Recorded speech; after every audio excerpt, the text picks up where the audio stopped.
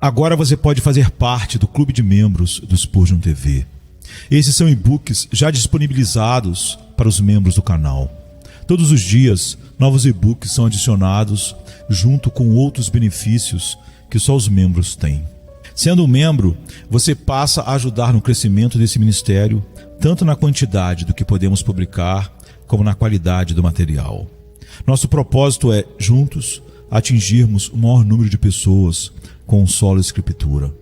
Seja um membro do Spurgeon TV. Não seja paciente com o pecado. Sermão número 2705, pregado na noite de domingo, 30 de outubro de 1881, por Charles Haddon Spurgeon, no Tabernáculo Metropolitano, Newington, Londres, Inglaterra. E por que não perdoas a minha transgressão e não tiras a minha iniquidade? Jó 7, 21. Ninguém deveria descansar até ter absoluta certeza de que seu pecado foi perdoado. Alguns podem ser perdoados e necessitar ter segurança do perdão recebido. E não deveria dar descanso a seus olhos, nem um sono rápido e tranquilo às suas pálpebras, enquanto não tiver recebido a segurança com absoluta certeza de que a sua transgressão foi perdoada e sua iniquidade retirada. Vocês, queridos, podem ser pacientes com o sofrimento, mas não deveriam ser pacientes com o pecado. Vocês podem pedir cura com resignação completa à vontade de Deus, caso Ele queira concedê-la, mas devem importuná-lo ao pedir perdão, sentindo que o alcançarão. Podem não estar convictos de que seja a vontade de Deus livrá-los da enfermidade, mas devem ter certeza absoluta certeza, que é a vontade dele ouvi-lo quando clamam a ele para que os salve do pecado. E se no primeiro clamor não são salvos, procurem conhecer por que ele recusa conceder-lhes a bênção que tanto desejam. É legítimo fazer esta pergunta a Deus uma e outra vez: e por que não perdoas a minha transgressão e não tiras a minha iniquidade? Precisamos também refletir nesse assunto com o nosso coração e nossa consciência, para ver se poderíamos descobrir por que o perdão não nos é concedido durante um tempo, pois Deus nunca age arbitrariamente e sem razão.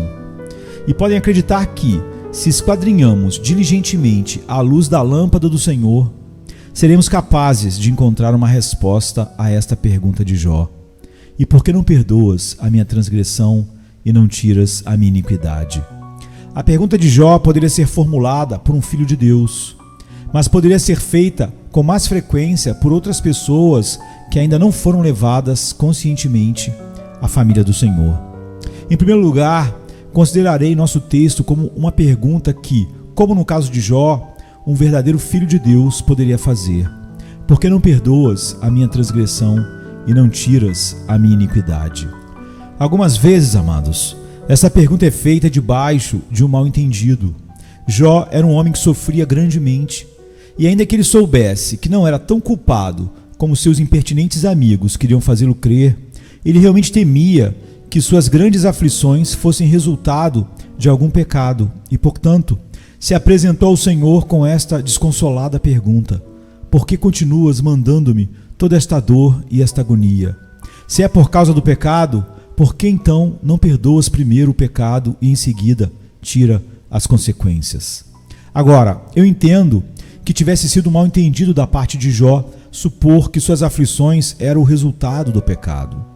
Atentem, irmãos, para o fato que nós estamos tão cheios de pecado por natureza que sempre podemos crer que há suficiente mal dentro de nós que nos poderia fazer passar por severa aflição, se Deus nos tratasse segundo sua justiça. Mas, por favor, lembrem que, no caso das aflições e provas de Jó, o propósito do Senhor não era castigá-lo por seu pecado, mas sim mostrar no patriarca, para sua glória e honra, as maravilhas de sua graça, concedendo a Jó grande paciência para que ainda se apegasse a Deus mesmo com o mais horrendo sofrimento e para que triunfasse em tudo isso. Jó não estava sendo castigado, ele estava sendo honrado. Deus estava concedendo-lhe um nome entre os grandes da terra.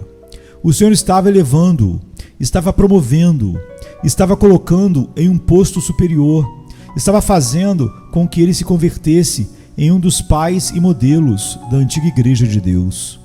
Estava fazendo por Jó coisas extraordinariamente boas, para que vocês ou eu, ao revisar toda a sua história, pudéssemos muito bem dizer: eu estaria muito contente em receber as aflições de Jó, se pudesse contar também com a graça de Jó e ter o lugar de Jó, o lugar dele na igreja de Deus, na história da redenção. Poderiam pensar, amados, que sua aflição presente é o resultado de algum pecado em vocês, mas poderia não ter nenhuma relação. Pode ser que o Senhor os ame de uma maneira muito especial, porque são um ramo frutífero, e Ele os está podando para que possam produzir maior fruto. Como Samuel Rutherford disse, o grande puritano, em seus dias, a uma preciosa dama que havia perdido vários filhos, ele disse para ela: você é tão doce para o bem-amado que ele está com ciúmes por sua causa. Ele está tirando todos os objetos do seu amor terreno para poder absorver para si todo o afeto do seu coração. Era a própria doçura do caráter da piedosa mulher que conduziu seu Senhor a atuar desta forma com ela. E eu creio que há alguns filhos de Deus que agora estão sofrendo simplesmente porque são agraciados. Há certos tipos de aflição que só sobrevêm aos mais eminentes membros da família de Deus.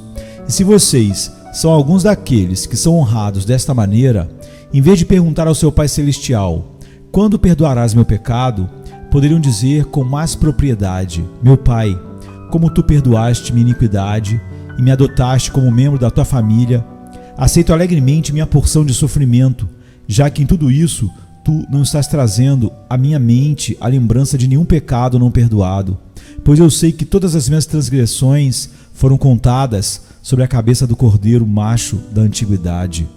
Como tu não estás colocando diante de mim nenhum motivo de contenda entre tu e eu, pois eu caminho na luz como tu estás na luz, e tenho uma doce e bendita comunhão contigo. Me inclinarei diante de ti e amorosamente beijarei teu cajado, aceitando de tuas mãos qualquer coisa que teu decreto infalível estabeleça para mim. Seria algo bendito, queridos, que pudessem possuir este estado de mente e de coração, e poderia suceder que seu oferecimento da oração acima estivesse cimentado sobre um total mal entendido de que o Senhor está fazendo com vocês. Algumas vezes também, um filho de Deus usa esta oração como um sentido mais incomum de pecado. Vocês sabem que quando estão contemplando uma paisagem, podem fixar seu olhar de tal forma sobre um objeto em especial que já não olham o resto da paisagem. Poderiam deixar de ver suas grandes belezas porque observaram unicamente uma pequena parte da mesma. Agora, de maneira semelhante, ante a observação do crente, há um amplo espectro de pensamento e de sentimento. Se colocarem seu olhar sobre sua própria pecaminosidade, como poderiam fazê-lo? Poderia ser que se esquecessem da grandeza do amor do Todo-Poderoso e da grandiosidade do sacrifício expiatório, mas sem dúvida, ainda que não os esquecessem, não pensariam tanto neles como deveriam, pois pareceria que fazem do seu próprio pecado e de toda a sua atrocidade e gravidade o objeto central de sua consideração. Há certos momentos em que não podes evitá-lo. Esses pensamentos e esses sentimentos sobrevêm a mim assim que posso falar com base em minha própria experiência. Dou-me conta que algumas vezes, sem importar o que eu faça, o pensamento que domina minha mente tem a ver com minha própria pecaminosidade, com minha pecaminosidade inclusive desde minha conversão, com minhas deficiências e meus desvios do meu Deus cheio de graça. Agora, vejam bem, é bom pensar em nosso pecado dessa maneira, mas não é bom pensar nele desproporcionalmente em comparação com outras coisas. Quando vou ao médico porque estou doente, penso naturalmente na minha doença, mas acaso não penso também no remédio que seria prescrito e em muitos casos em que uma doença foi combatida com o uso daquele remédio? Então não seria indevido eu fixar meus pensamentos inteiramente sobre um fato e excluir todos os outros fatos compensatórios? Sim, e é precisamente assim que atuamos muitos de nós, e logo clamamos a Deus como fez Jó: por que não perdoas a minha transgressão e não tiras a minha iniquidade? quando na verdade já está perdoada e já foi retirada. Se tentássemos vê-lo, flui diante de nós esse rio sagrado do sangue propiciatório do nosso Salvador, que cobre toda a nossa culpa, de tal forma que, ainda que seja grande, não existe aos olhos de Deus, pois o sangue precioso de Jesus apagou para sempre. Há outros momentos nos quais o crente poderia, talvez, articular a pergunta do nosso texto, sempre que se meta em problemas com seu Deus. Vocês sabem que depois de sermos completamente perdoados, como somos no momento em que cremos em Jesus, não somos considerados mais como criminosos diante de Deus. Antes, nos convertemos em seus filhos. Vocês sabem que é possível que um homem que tenha sido levado à corte como prisioneiro seja perdoado. Mas suponham que, depois de ser perdoado, fosse adotado por aquele que atuou como seu juiz e fosse integrado à sua família, convertendo-se em seu filho. Agora, depois de fazer isso, supomos que não seria possível levá-lo novamente diante do tribunal para julgá-lo e colocá-lo na prisão. Não, se ele se converteu em filho do juiz, sei o que seria feito. O juiz o colocaria debaixo das regras de sua casa, as quais se espera sejam acatadas por todos os membros da sua família. Logo, se ele se comportasse mal na sua condição de filho, então não haveria a liberdade de relacionamento e a comunhão de pai e filho que deveria existir. Pela noite, o pai poderia se recusar a beijar o filho desviado e desobediente, ou seja, a comunhão estaria quebrada entre eles. Quando seus irmãos se alegrassem com o sorriso do pai, a sua porção poderia ser um senho franzido. Não que o pai o tivesse expulsado da sua família, ou que ele passasse a ser menos filho do que era, mas há uma nuvem entre eles devido ao seu comportamento indevido. Temo, meus queridos, que alguns de vocês devem ter sentido algumas vezes o que essa experiência significa, pois entre vocês e seu Pai Celestial, ainda que vocês estejam seguros de que Ele nunca os apartará de si, há uma nuvem. Vocês não estão caminhando na luz e seu coração não é reto aos olhos de Deus.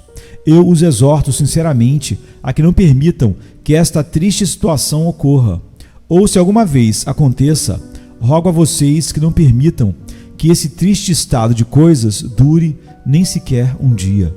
Resolvam a contenda com seu Deus antes de irem deitar-se à noite. Talvez o filho tenha enfadado-se e seu pai teve que falar muito asperamente. Durante longo tempo foste muito orgulhoso para ceder, mas no final o pequenino veio e disse: Pai, me comportei mal, sinto muito. E no mesmo instante a perfeita paz se instalou entre os dois. O pai lhe disse: Isso é tudo que eu precisava ouvir, meu filho querido. Eu te amei inclusive quando foste avesso e irado, mas eu queria que sentisse e reconhecesse que estavas agindo mal, e agora que o sentes e reconheces, minha dor terminou. Vem me abraçar, pois tu és tão amado por mim como o resto da família. Posso imaginar muito bem que, quando tiverem propósitos que se encontravam com Deus, Ele tenha recusado por algum tempo depositar o sentimento de seu amor paterno em seus corações. Então eu lhes suplico que se acheguem a Ele e lhes sugiro que a oração mais apropriada a Ele é com as palavras do texto: E por que não perdoas a minha transgressão e não tiras a minha iniquidade? Ou peçam em oração, como fez Jó um pouco mais tarde: Faze-me saber por que contendes comigo, pois quero estar em paz contigo, e meu espírito recém-nascido não pode ter descanso, enquanto haja alguma causa de contenda entre nós. Até aqui, estive então me dirigindo aos filhos de Deus. Agora peço suas sinceras orações para que seja guiado a falar sábia e poderosamente a todos os demais. A pergunta de nosso texto poderia ser formulada por alguns indivíduos que não são conscientemente filhos de Deus. E por que não perdoas a minha transgressão e não tiras a minha iniquidade? E primeiro, parece que escuto alguém que faz esse tipo de interrogação: por que Deus não tira a minha iniquidade e acaba com ela? Quando venho a este lugar, ouço muito sobre a expiação pelo sangue e da reconciliação através da morte de Cristo, mas por que Deus não me diz simplesmente: é certo que fizeste o mal, mas eu te perdoo, e ali termina todo o assunto? Com suma reverência para com o nome e o caráter de Deus, Devo dizer que tal curso de ação é impossível. Deus é infinitamente justo e santo. Ele é o juiz de toda a terra e deve castigar o pecado. Vocês sabem, queridos, que há momentos, inclusive na história dos reinos terrenos, em que os governantes dizem, mesmo que não por palavras, mas com suas ações, há sedição por toda parte, mas deixaremos que continue. Não queremos parecer severos, assim que não queremos suprimir os rebeldes. Qual é a consequência inevitável de tal conduta? Pois bem, que o mal se torna pior e pior. Os homens rebeldes se vangloriam baseando-se na liberdade que lhes é concedida e agem com maior liberdade. E a menos que o legislador tenha a intenção que sua lei seja chutada por toda a rua como uma bola de futebol, a menos que pretenda que a paz e a segurança dos seus súditos que cumprem a lei seja absolutamente destruída, se obrigará a agir. E diz, não se pode permitir que este estado de coisas continue. Eu seria cruel para com os outros, a menos que desembainhe a espada e faça justiça para ser respeitada por todo o meu reino. Eu digo a vocês, queridos, que a coisa mais terrível do universo seria um mundo cheio de pecado e que não houvesse um inferno para o seu castigo. A mais espantosa condição em que se poderia encontrar alguém é a condição de absoluta anarquia, quando cada pessoa faz o que lhe apraz e a lei se torna totalmente desprezada. Agora, se depois que os homens tivessem vivido vidas de impiedade e pecado, dos quais nunca se arrependeram e de cuja culpa nunca foram exonerados, Deus os levasse tranquilamente ao céu, todo governo moral teria chegado ao fim. E o próprio céu não seria um lugar para onde alguém tivesse almejado chegar. Se os ímpios fossem para o céu na mesma condição em que se encontram na terra, o céu se converteria em uma espécie de antessala do inferno, um respeitável lugar de condenação.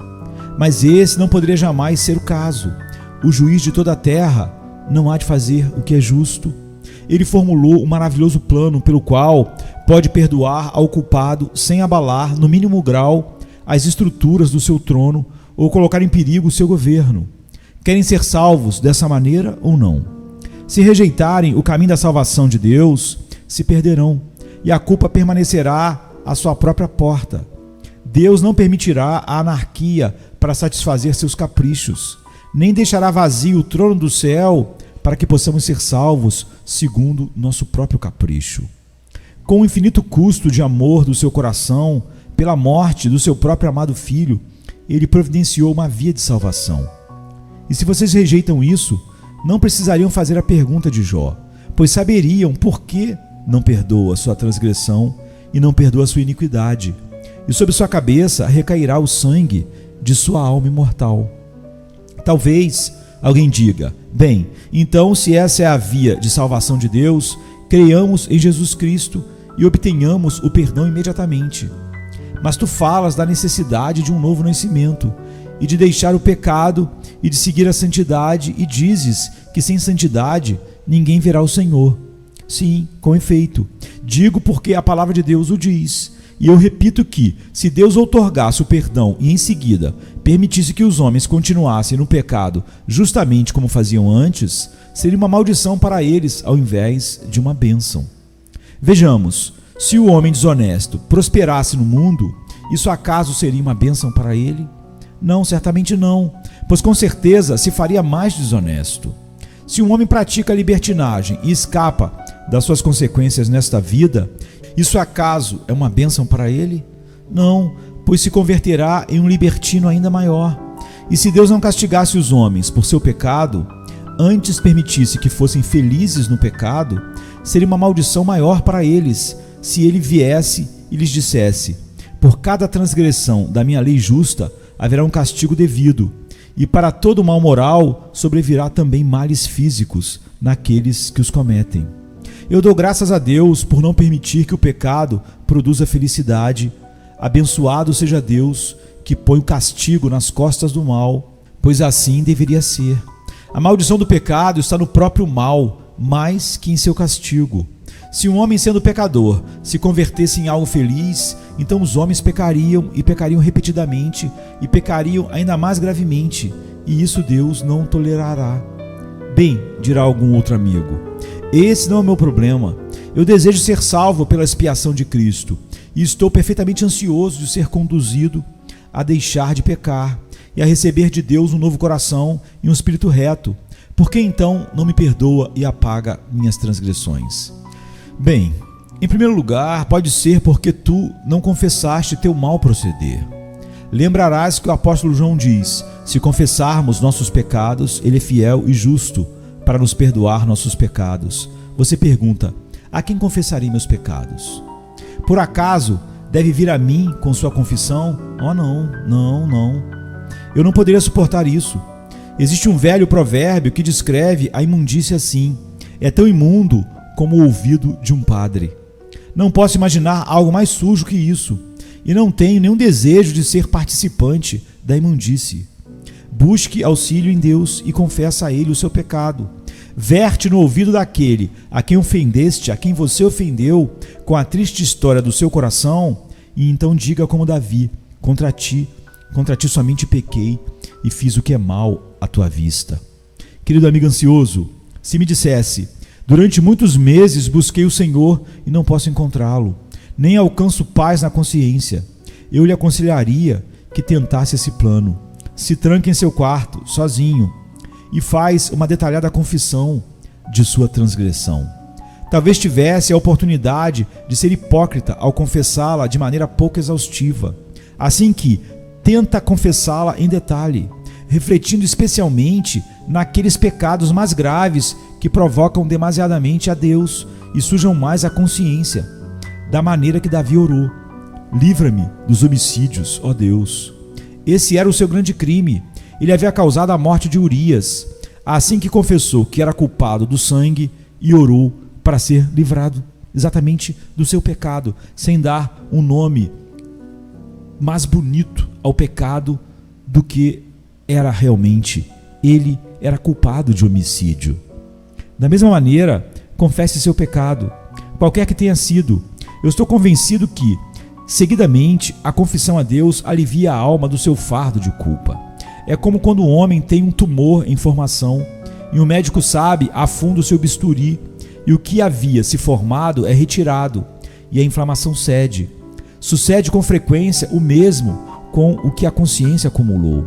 Se pela confissão o coração é operado e o mal acumulado se dispersa, como poderíamos esperar que Deus dê descanso à nossa consciência se não lhe confessamos o nosso pecado? Não poderia ser possível também, queridos amigos, que não possam obter perdão e paz porque vocês ainda estão praticando algum pecado conhecido? Agora, seu Pai Celestial tem um propósito de lhes outorgar misericórdia de uma maneira que será para o seu benefício permanente. O que vocês estão fazendo de errado? Eu não os conheço tão intimamente como para poder dizer o que é que está mal com vocês. Mas conhecia um homem que não podia obter de forma alguma a paz com Deus porque havia brigado com seu irmão. E como não queria perdoá-lo, não era razoável que esperasse receber o perdão de Deus. Havia outro homem que buscou ao Senhor durante um longo tempo, mas não conseguiu obter paz por esta razão. Era um vendedor ambulante de tecidos e tinha o que se supunha ser uma fita métrica, mas a fita não tinha as medidas certas. E um dia, durante o sermão, pegou a fita no lugar de adoração e a arrebentou. Desse momento em diante, encontrou paz com Deus quando claramente renunciou ao que havia sido seu instrumento de crime. Ele havia buscado em vão o perdão todo o tempo em que havia perseverado no mal. Mas tão logo renunciou a isso, o Senhor sussurrou paz à sua alma. Acaso algum de vocês toma uma embriagadora dose em excesso em sua casa? Por acaso esse é o seu pecado urgente? Dirijo-me às mulheres da mesma forma que aos homens quando faço essa pergunta. Vocês riem pela sugestão, mas não é um assunto para rir-se, pois é tristemente certo que muitos de quem não se suspeita que façam são culpados de beber em excesso. Agora, pode ser que nunca haja paz entre Deus e a sua alma, até que a taça seja suprimida. A taça deve desaparecer se Deus há de perdoar seu pecado. Assim, quanto mais cedo desaparecer, melhor será para vocês. Talvez, em seu caso, o pecado seja porque não governam adequadamente suas famílias. Quando seus filhos fazem algo errado, não são censurados nem disciplinados. De fato, é permitido a eles que cresçam para que sejam filhos do demônio? Esperam que Deus esteja de acordo com vocês enquanto isso acontece? Pensem na queixa que Deus tinha contra Eli em relação a esse tema. E lembrem-se como terminou essa contenda, porque Eli chamou a atenção dos seus filhos muito brandamente. Por que fazem coisas semelhantes? Mas não os reprimiu quando se aviltavam. Observem, queridos amigos, Deus não nos salvará pelas nossas obras. A salvação é inteiramente pela graça, de graça. E ela se mostra imediatamente ao pecador sobre quem é concedida, levando-lhe a renúncia ao pecado ao qual havia se entregado anteriormente.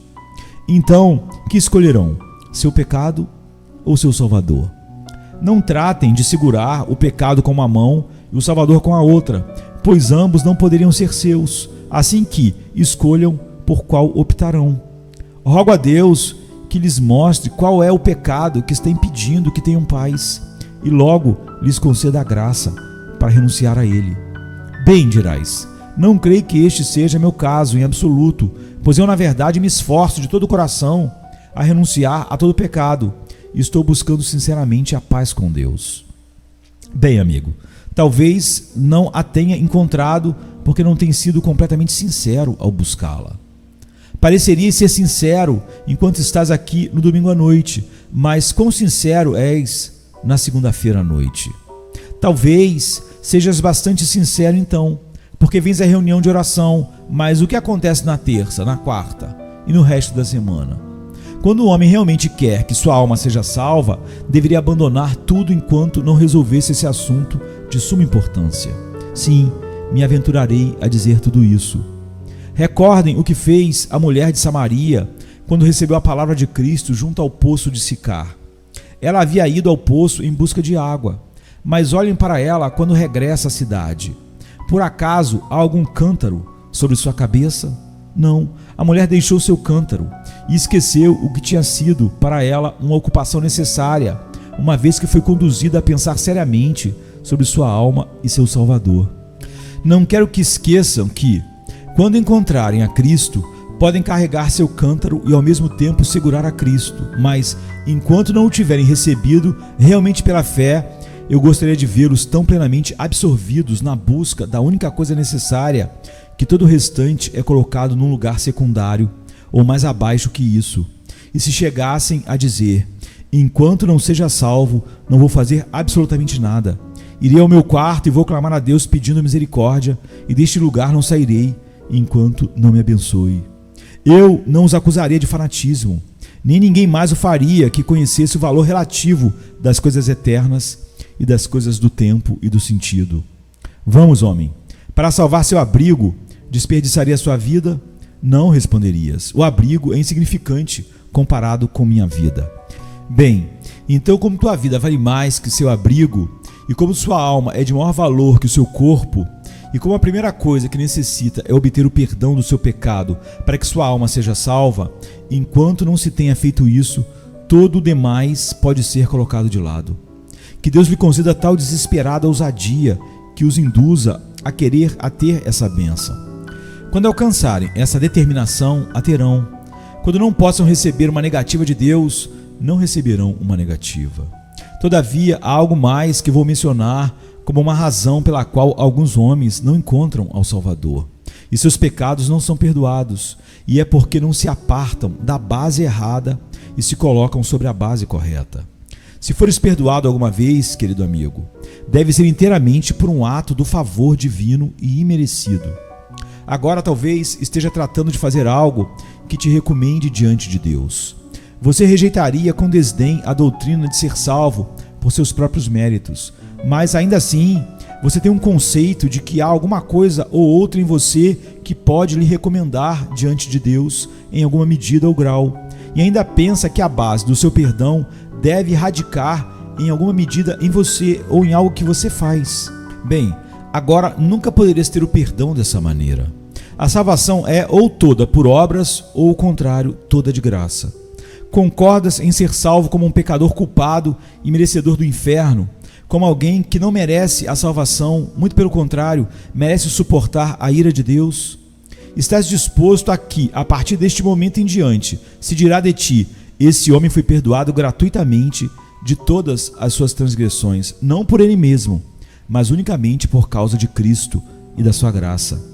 Essa é uma boa base sobre a qual se apoiar. Essa é uma rocha sólida. Mas alguns homens parecem colocar um pé sobre a rocha e dizem: sim, a salvação vem por Cristo.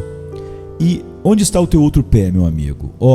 Diz o que foi batizado, ou que foi confirmado, ou que de alguma maneira ou outra fez algo em que podia confiar, no seu livre-arbítrio, etc. Agora, toda essa confiança não é nada senão apoiar-se sobre a areia. Independentemente de quão firme esteja plantado teu outro pé sobre a rocha, tu cairias se este pé está sobre a areia. Necessitas uma base boa para ambos os pés, querido, e procuras consegui-la. É o que você deve buscar. Este deve ser o seu idioma, como diz o hino: tu, ó Cristo, és tudo o que necessito. O que encontrei em ti sobrepuja tudo. Não busque em nenhuma outra parte algo ou alguém que possa salvar-lhe ou participar disso. Somente olhe para Cristo e somente para Cristo. Acaso és demasiado orgulhoso para fazer isso? Terás que humilhar-te debaixo da poderosa mão de Deus. E quanto mais rápido faças, melhor será para ti. Mas eu realmente devo fazer algo? Escuta. Não. Escute você. Escute o hino que diz: enquanto não te apegues à obra de Jesus, por meio de uma fé simples, fazer seria algo mortal. Fazer termina em morte.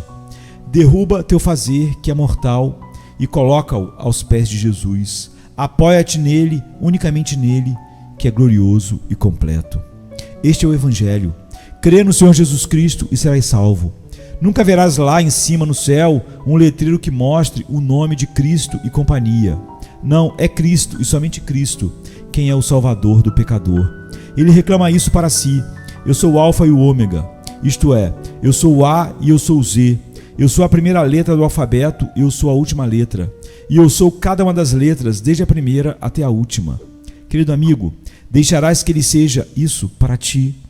O receberás como teu Salvador agora? O que crê em mim tem a vida eterna. Um amigo nos disse em uma das nossas reuniões de oração que, se soletramos TEM, significa que já é sua. O que crê no Filho é um pecador salvo, possui essa vida eterna que não morre nunca e que não lhe pode ser tirada. Portanto, amados, creiam em Jesus e vocês também terão essa vida eterna. Terão perdão, terão paz, terão a Deus e terão o mesmo céu para gozá-lo antecipadamente. Que Deus lhes conceda isso por sua grande misericórdia em Cristo Jesus. Amém, queridos. Amém. Venha se cansado estás, e eu descanso darei.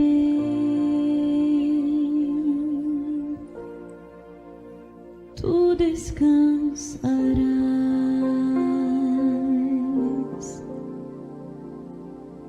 Venha-me se não tens paz, e eu darei paz sem fim.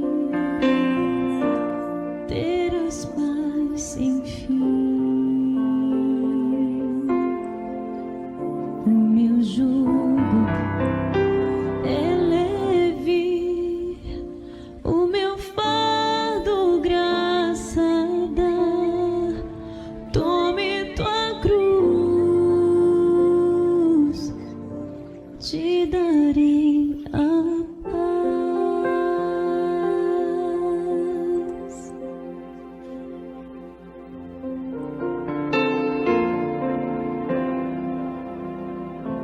Venha o